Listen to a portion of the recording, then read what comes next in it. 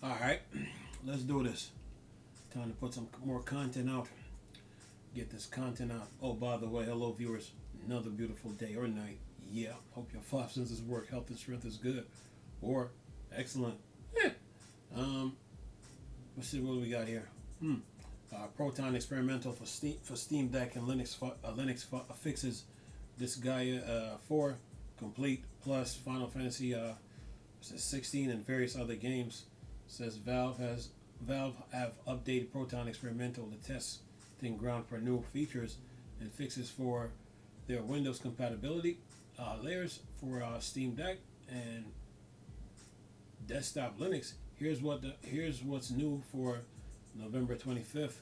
Note as playable. Disgaea 4 Complete Plus and Soul interface. Some regression introduced in previous Proton experimental updates were solved, including Fall Guy is playable again. It's possible to interact with Elder Scrolls 4 Oblivion and Fallout New Vegas launchers using mouse. It says here video plays correctly again in Resident Evil 7 Biohazard and Resident Evil Village. Regression since Proton 9.0 solved. Game launch on correct screen on setup with multiple monitors connected to multiple GPUs.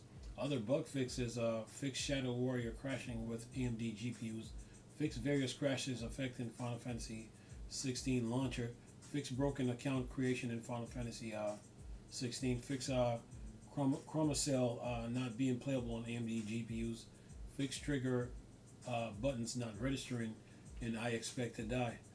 Then they say, then it says here, if you already have Proton Experimental download, it will show up in your Steam download as needed and update. Otherwise, you can just search for it in your Steam library to install it. Then it says a quick note as well. Recently, I noticed various other news websites suddenly covering the NVIDIA DLSS 3 update in Proton Experimental that I covered nearly 2 weeks ago. On one generic PC site covered it, then another, and so on, sourcing each other, making claims of a Steam Deck 2 in some forms.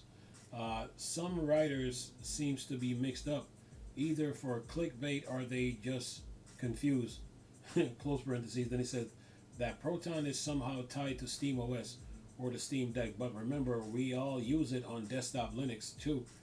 Not everything is directly Steam Deck related at all. Plus, you can bet the Steam Deck 2, if it ever release, will continue to be using AMD APUs. I will eat my current Steam Deck if Valve went with Intel or AMD. Don't hold me to that.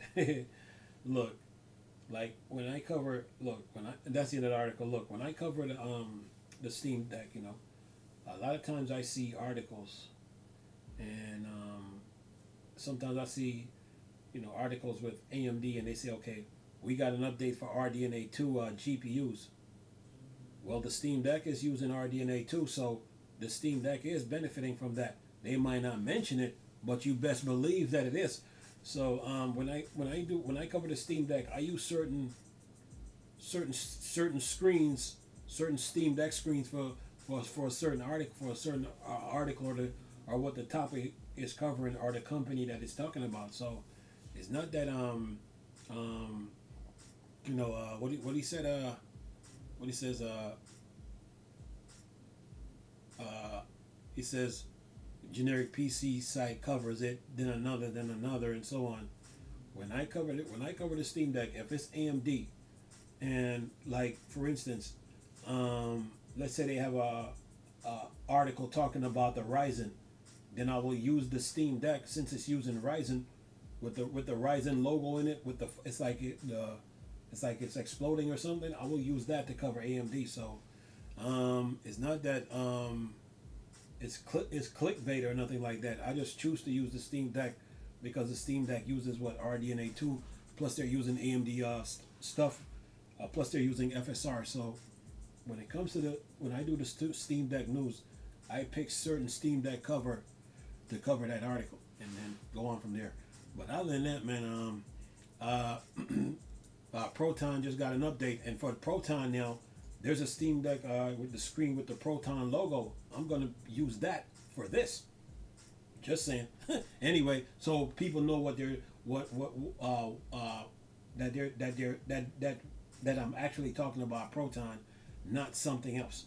Anyway, I'm gonna leave this video for y'all to enjoy. Though, nice talking to you people again. Chris, still Star Wars, Star Trek, board, Dark Side. Go home. Peace.